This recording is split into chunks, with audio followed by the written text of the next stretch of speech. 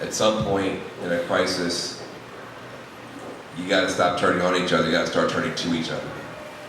And that's really the opportunity of the living room conversations. And I believe that really we have to go to the heart of the matter, which is actually sit down and be conversant with people that have different viewpoints, because more and more we're living in separate narratives, and adversarial problem solving doesn't work. You got a lot of heartbreak out here. And people like us are so interested in being our own little tribe, in our own little blue state bubbles, in our own little, well, I can't talk to you because you don't agree with me on my vegan thing or whatever it is. That we leave those communities out there. And shame on us. And that's what I've discovered when I have sat down with conservatives, that yes, we do share, we share so much more than our differences. And once we start treating each other with respect and even love, the equation changes completely.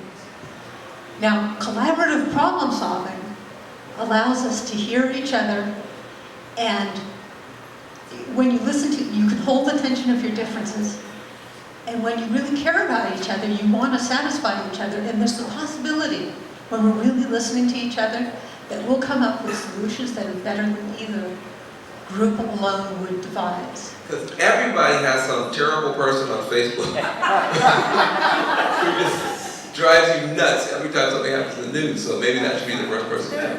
When we talk right-left, there's so many different kinds of conservatives and so many different kinds of progressives. It's really, transpartisan is another term we use.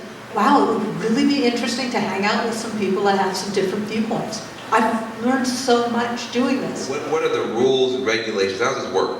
There are 6 simple guidelines, and we actually have a paper out there somewhere that are basically about what you learned in kindergarten. You're respectful, you take turns, you own your conversation.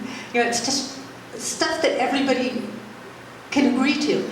It starts with the first couple questions are about why did you come, and then about who you are, so the people get a sense of what makes you tick. And by the time you know what makes people tick in the room, you've got some things in common. How are their friends starting? What do they value? What do they hope for the future for their community? And then you get to the issue, only then. And what you talk about is your perspective on the issue, not anyone else's, your perspective. And then the next round, you're talking about if anything has changed for you in the way you see this issue. There's never a debate. It's not about debate. And this is a first conversation. This isn't the end. This isn't the answer.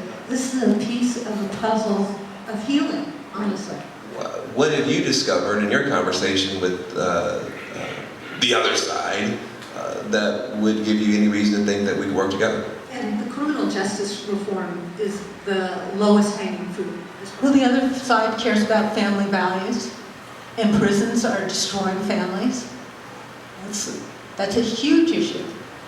And the other side cares about wasting taxpayer money, and the cost of prisons is horrendous. I'm a political guy. I like beating bad guys, passing my bills.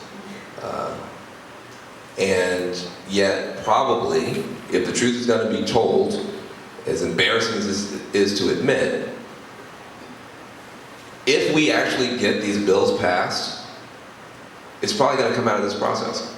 I think it starts with some really good listening, and then we see where it goes. And the beauty of living room conversations is if we have a Goldilocks moment, we actually can do hundreds of thousands of these and engage people. And right now we're trying to make it that robust system. If you don't have that lab, you don't have the new product. This is the lab. And then out of that, we're then going to be lifting up through Cut 50 some new projects and working together.